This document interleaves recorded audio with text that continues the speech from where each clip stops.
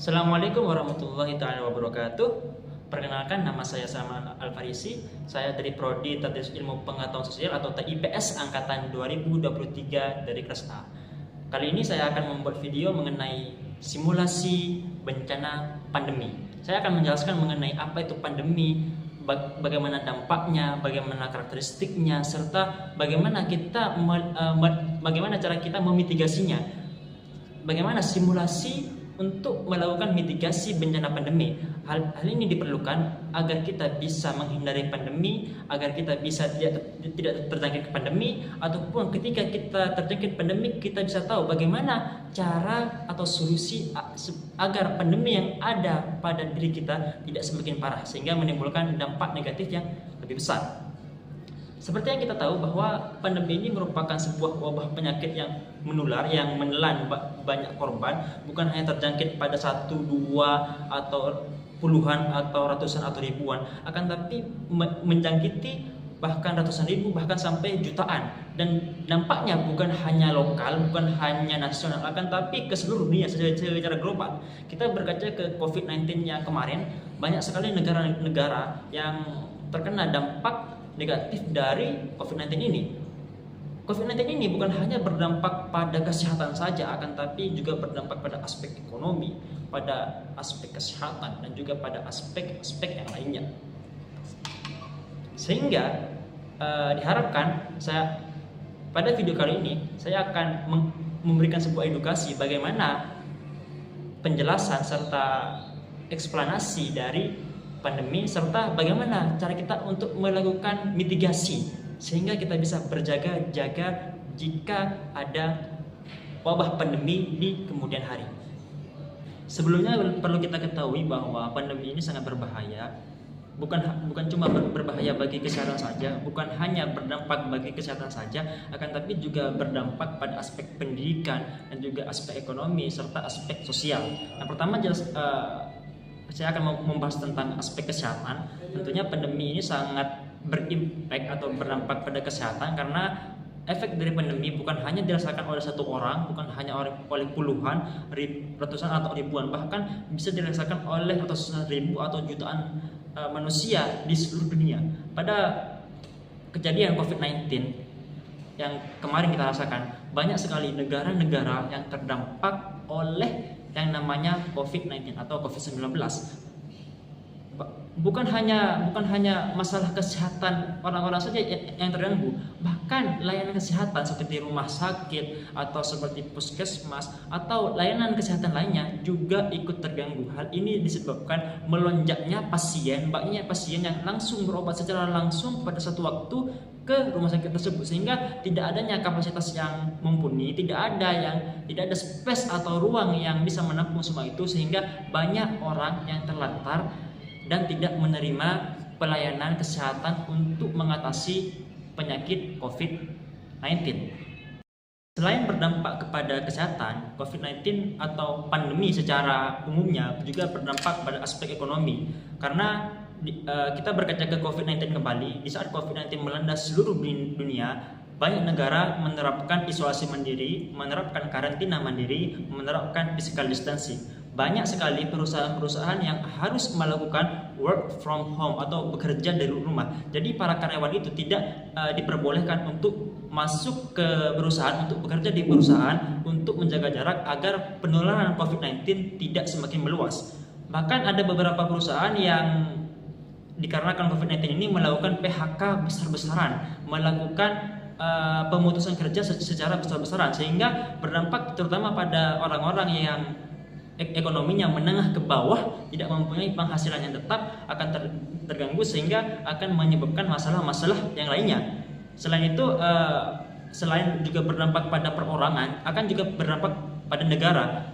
Pendapatan negara juga akan terganggu karena adanya COVID-19 ini, karena akan mengganggu sirkulasi ekonomi seperti perusahaan, perdagangan, pertambangan, dan jenis perusahaan lainnya atau sektor lainnya akan juga ikut terganggu dikarenakan tidak adanya manusia yang mengurus atau sedikit manusia yang mengurus akan hal itu.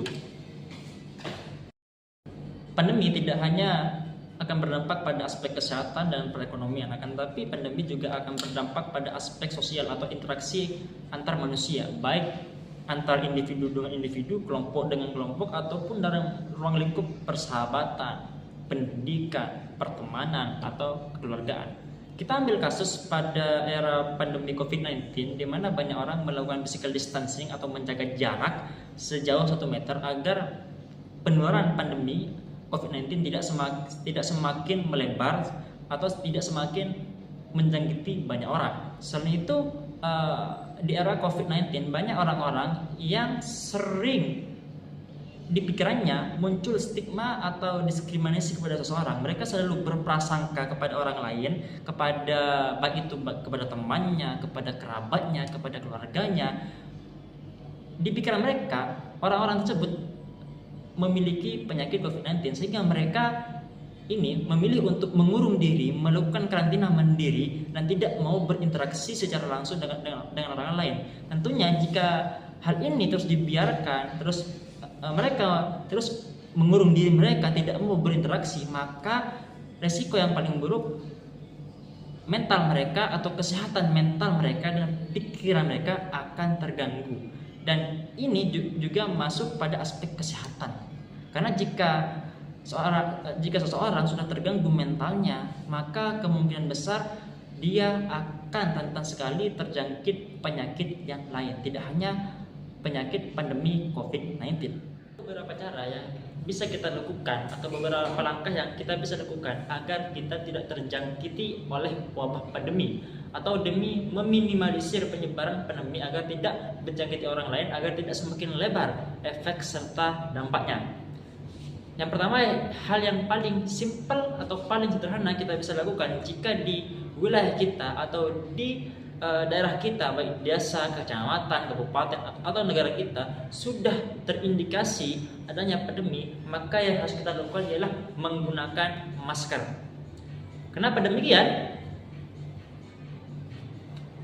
Penggunaan masker ini demi bisa meminimalisir penyebaran COVID lewat udara. Biasanya pandemi itu tersebar lewat udara seperti COVID-19, seperti flu burung dan lain sebagainya. Semua pandemi itu biasanya menyebar lewat paparan udara, lewat paparan oksigen. Jadi dengan kita menggunakan masker secara tepat, maka kita bisa meminimalisir agar kita tidak terjangkiti oleh wabah pandemi. Atau demi berhati-hati, takutnya ketika kita berada di sebuah tempat, baik itu dengan keluarga, orang lain, teman, ataupun guru kita, dan kita tidak tahu apakah mereka terjangkiti oleh pandemi atau tidak, maka untuk berjaga-jaga kita menggunakan masker sebagai alat untuk jaga diri. Setelah kita menggunakan masker, apabila kita ingin pergi keluar atau ingin pergi menemui seseorang, silahkan kita temui teman-teman kita, silahkan temui keluarga kita atau kerabat kita. Akan tapi perlu diingat, selain kita harus tetap menggunakan masker, dan juga kita harus melakukan physical distancing atau jaga jarak aman. Jadi kita tidak boleh langsung duduk dekat begini dengan orang lain.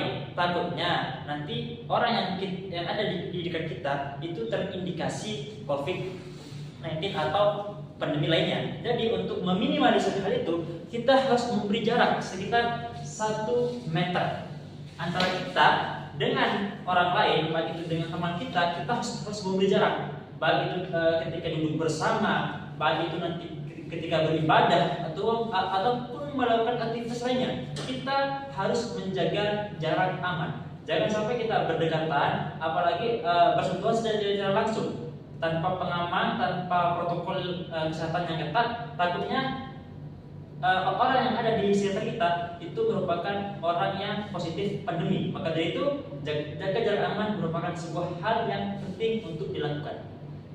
Hal yang ketiga yang bisa kita lakukan agar kita terhindar dari pandemi atau agar pandemi ini tidak melebar kemana-mana, kita harus menghindari yang namanya keramaian. Jangan sampai kita membentuk sebuah keramaian terutama di hal umum, baik itu di lapangan, di pasar, di tempat kerja, di sekolah, di taman bermain dan lain sebagainya. Kita meskipun ingin berkumpul dengan teman-teman kita harus tetap menjaga jarak aman. Jangan sampai kita berdekatan, apalagi sampai membuat sebuah keramaian. Karena dengan membentuk keramaian, kemungkinan untuk bisa terjangkiti pandemi itu sangat besar sekali. Maka dari itu, stay safe dan tetap jaga batas jarak aman.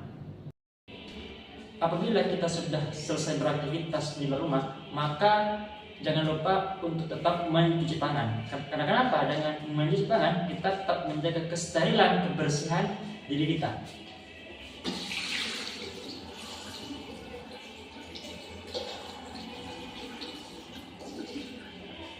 Dan tambahan, jangan lupa memakai hand sanitizer atau pembersih tangan lainnya.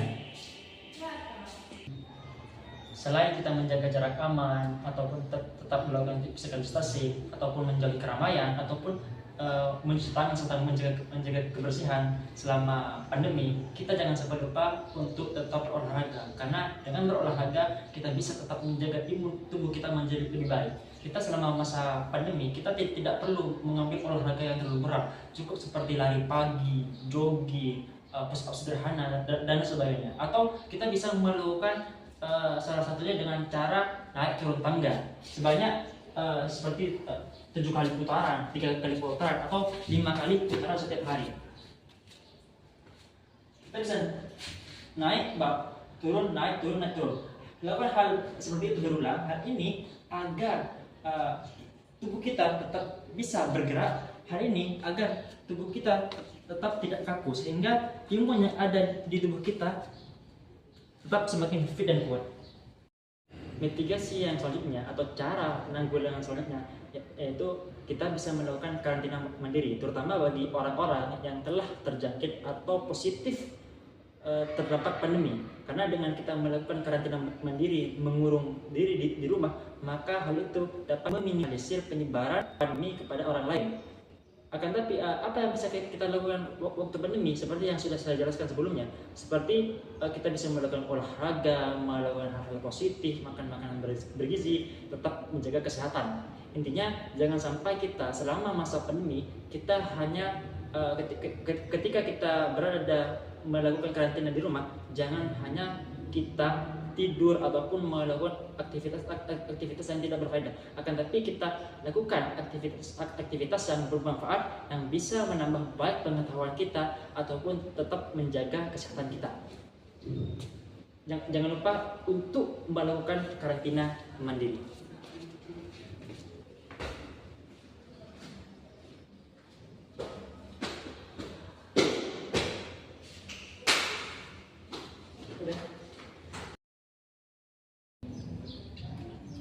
Selama masa pandemi, yang paling penting ialah ketenangan. Karena dengan ketenangan kita bisa mengatasi penyebaran pandemi agar tidak menyebar kemana-mana. Karena awal dari segala kerusuhan, awal dari segala penyebaran pandemi ini bisa menyebar kemana-mana dikarenakan orang-orang pada panik. Salah satunya yang bisa menyebabkan orang-orang panik ialah dengan media sosial. Kadang orang-orang terlalu menyebarkan berita-berita seperti berita hoax atau berita-berita bohong, sehingga menyebabkan kepanikan di masyarakat, menimbulkan kerusuhan di masyarakat, menimbulkan simpang siur atau berita simpang siur di masyarakat yang bisa semakin memperparah keadaan, bukan malah memperbaiki kondisi, bukan malah menciptakan lingkungan yang positif dan tenang, akan tapi malah menciptakan lingkungan yang penuh dengan petaka. Tentunya hal seperti inilah yang sangat berbahaya. Maka dari itu, bijaklah bermedia sosial, jangan menyebar berita bohong atau jangan suka menyebar berita hoax, apalagi di masa pandemi, demi bisa menciptakan ketenangan di lingkungan masyarakat. Yang terakhir dan yang paling penting, jangan lupa untuk semua orang, baik yang tidak terdampak atau tidak terkena, ataupun terutama bagi orang yang terkena pandemi, jangan lupa untuk melakukan vaksinasi atau penyuntikan vaksin. Hal ini ditujukan agar kita bisa kebal dari pandemi, agar kita bisa sembuh dari yang namanya pandemi. Baik, ya seperti ini. Nah, sudah Pak? Sudah. Stay safe dan jangan lupa vaksinasi. Mari kita selalu untuk menjaga kesehatan kita.